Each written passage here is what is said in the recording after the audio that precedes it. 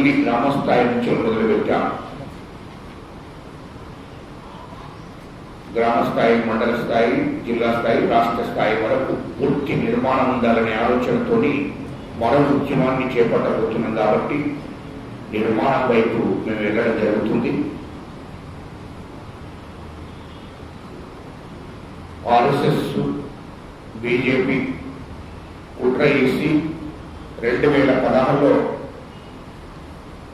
మరి కుట్ర కుతంత్రాలు చేసి డాక్టర్ బాబాసాహెబ్ అంబేద్కర్ రాసినటువంటి రాజ్యాంగాన్ని సమూలంగా మార్చాలనే ప్రయత్నం జరుగుతుంది. అందులో భాగంగానే ఎస్సీ, ఎస్టీ, బీసీ, మైనార్టీల రిజర్వేషన్లు కూడా పూర్తిగా తొలగించాలనే ఒక ఆలోచన చేస్తుంది. అంటే డాక్టర్ బాబాసాహెబ్ అంబేద్కర్ రాసినటువంటి రాజ్యాంగాన్ని సమూలంగా మార్చడం అంటేనే రిజర్వేషన్లు పూర్తిగా ఎత్తివేసే ప్రయత్నం చేస్తుంది. అది 2022-23 వరకు భారత రాజ్యాంగాన్ని సమూలంగా మార్చాలన్నటువంటి ప్రయత్నాలు. అది జరగకుండా దేశవ్యాప్తంగా బీసీలు, ఎస్సీలు, ఎస్టీలు, మైనార్టీలు అన్ని వర్గాల ప్రజలను కలుపుకొని మరో ఉద్యమం జరగబోతుంది. ఈ ఉద్యమంలో ఎవరి మీద మా యుద్ధం అంటే ఆర్ఎస్ఎస్, బీజేపీ మా యుద్ధం వాళ్ళ మీద. నేను రాజకీయాల జోలికి పోవడం లేదు, రాజకీయాలు నేను మాట్లాడడం లేదు. కానీ డాక్టర్ బాబాసాహెబ్ అంబేద్కర్ రాసినటువంటి రాజ్యాంగాన్ని సమూలంగా మార్చుతామంటే ఈ తిరుగుబాటు జరగబోతుంది. అయితే ఈ దేశంలో ఆర్ఎస్ఎస్ అన్నా ఉండాలి, లేకుంటే డాక్టర్ బాబాసాహెబ్ అంబేద్కర్ వారసులు, పులే వారసులన్నా ఈ దేశంలో ఉండాలి. అంటే ఎస్సీలు, ఎస్టీలు, బీసీలు, మైనార్టీలన్నా ఈ దేశం ఉండాలి, లేకుంటే ఆర్ఎస్ఎస్ వాళ్ళన్నా ఈ దేశంలో ఉండాలి. వీటి మధ్యలో యుద్ధం జరగబోతుంది రేపు. ఎందుకంటే వాళ్ళు ఆర్ఎస్ఎస్ వాళ్ళు బీజేపీని అధికారంలోకి తీసుకురావడం దాని వెనుక ఉద్దేశం ఏంటంటే బాబాసాహెబ్ అంబేద్కర్ రాసినటువంటి రాజ్యాంగాన్ని సమూలంగా మార్చడమే. ఆ మార్చడం కోసమే దాన్ని అధికారంలోకి తీసుకొచ్చారు. ఇవాళ కాశ్మీర్ సమస్యలు వచ్చు, రామ మందిరం వచ్చు, ఇదంతా మేము అనుకున్నట్టు జరిగింది కదా, ఇది కూడా జరుగుతుందని కలగంటున్నారు ఆర్ఎస్ఎస్ వాళ్ళు. కానీ అది జరగనీయం. అసలైన ఈ భారతదేశ వాసులము, అసలైనటువంటి భారతదేశ బిడ్డలము అంటే మేము, మూలవాసులం మేము.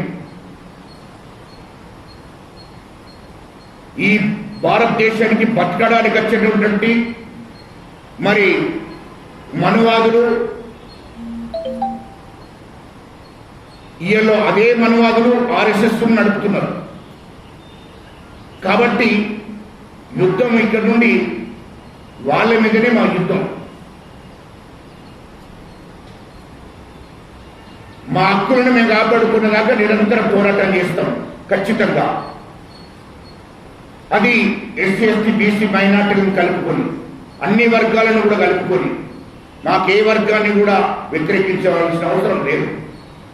రెడ్లు కానీ, వెలుమలు కానీ, ఇతర కులాలందరినీ కూడా కలుపుకొని మా మీద ఎవరైతే అంబేద్కర్ రాజ్యాంగాన్ని మార్చాలనుకుంటున్నారో వాళ్ళ మీద యుద్ధం చేస్తాం. అదేవిధంగా ఏంటి రాజా సింగ్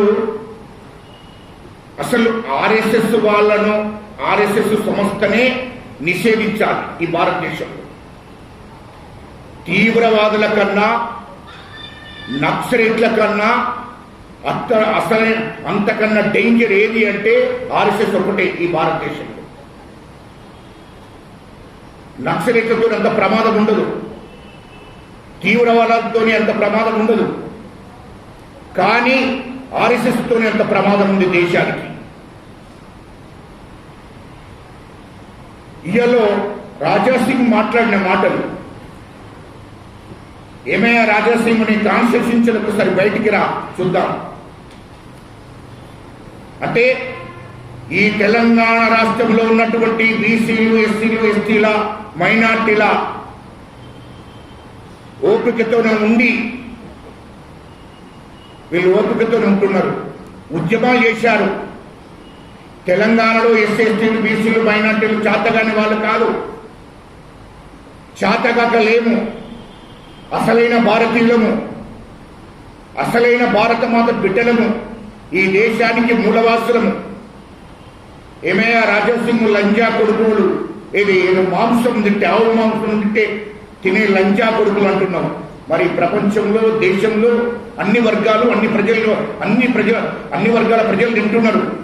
ఎస్సీలు తింటారు, మైనార్టీలు తింటున్నారు, చాలా మంది బీసీలు తింటున్నారు. మరి చాలా అన్ని వర్గాలు ప్రపంచంలో అన్ని మతాల వాళ్ళు తింటున్నారు. అంటే వాళ్ళందరినీ లంజా కొడుకు అంటున్నాం. అంటే లంజా కొడుకు అంటే మీనింగ్ ఏదో రాజాసింగ్ చెప్తున్నా. మరి వాళ్ళంతా అంటే మోటు భాషలో చెప్పాలంటే లంజా కొడుకు అనే పదం, అయ్యా మీడియా మిత్రులారా, లంజా కొడుకు అనే పదం అంటే వాళ్ళ తల్లి లంజతనం చేసిందన్నట్టు. అసలు నీ తల్లి ఎంతమందికి అన్నదో నీ తల్లిని అడుగు. నేను రాజాసింగ్ని అడుగుతున్నా. రాజాసింగ్, నీ తల్లి నువ్వు ఫస్ట్ ఎవరిని లంజా కొడుకు అన్నావు? మరి వాళ్ళందరూ కూడా నేను లంజా కొడుకు అనాలి కదా. నువ్వు కూడా లంజా పుట్టినట్టే కదా. నీ తల్లి ఎంతమందికి అన్నదో ఫస్ట్ అడుగు, చెప్తుంది. చెప్పిన తర్వాత వీళ్ళందరినీ ఆ మాట వాడాలి. అసలు నువ్వెవడరా భయ్ మాట్లాడడానికి? ఈ భారతదేశంలో, ప్రపంచంలో ఎవడి ఇష్టం వాడు ఆవు మాంసం తింటాడు, పంది మాంసం తింటాడు, మాధ్య మాంసం తింటాడు.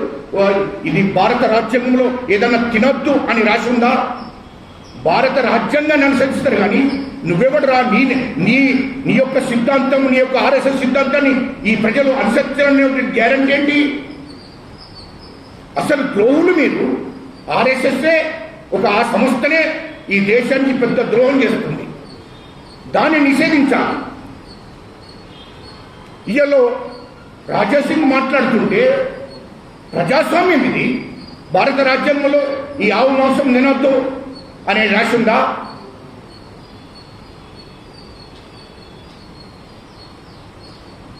లేకుంటే ఏ రాజ్యాంగంలో రాసింది? ఏ చట్టంలో రాసింది? ఎక్కడ రాసుంటే చెప్పు. మరి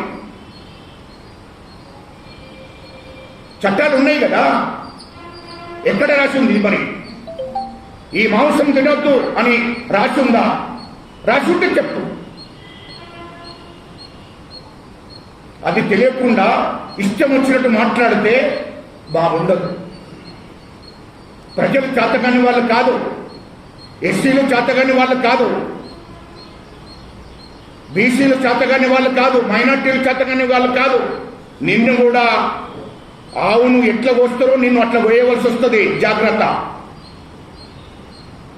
జాగ్రత్త అని చెప్తున్నాము. నువ్వు అనుకుంటున్నావు నన్ను ఏం చేస్తారు అని. నీ కాన్సెప్ట్లో నీ నడించకొచ్చి పట్టుకొచ్చి కోస్తరు చెప్తున్నా. జాగ్రత్త. మాటలు జాగ్రత్తగా రావాలి, మర్యాదగా రావాలి. దానికోసమే ఈరోజు ప్రెస్ మీట్ పెట్టాను నేను. నువ్వు మార్చుకోవాలి. అరే నా కొడుక, నువ్వు ఆర్ఎస్ఎస్గా వచ్చు, నీ సిద్ధాంతం నీకుంటుంది. ఇలా ప్రజాస్వామ్యంలో క్రైస్తవులు ఉన్నారు, ముస్లింలు ఉన్నారు, బౌద్ధులు ఉన్నారు, సిక్కులు ఉన్నారు, అనేక మంది అనేక మతాలను నమ్ముకొని ఉన్నారు.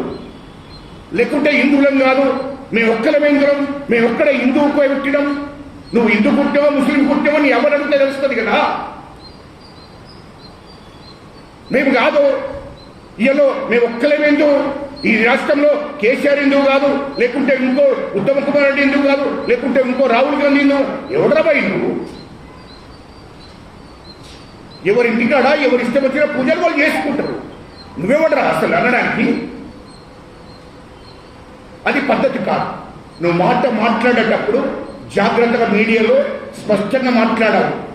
ఆవు మాంసం తినే లంచా కొడుకు. మరి నిన్నేమన్నావురా? నిన్ను లంచా కొడుకు అంటాం కదా. తిరిగి లంచా కొడుకు అంటే దాని మీనింగ్ ఏందో తెలుసా?